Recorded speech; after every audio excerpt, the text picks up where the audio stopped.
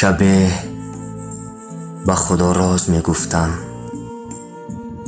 گفتم خدایا می خواهم او را رفیق حیاتم کنی.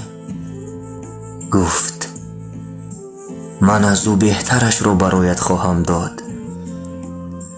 پای بر زمین کوفته گفتمش خدایا من فقط او را می خواهم، فقط او را.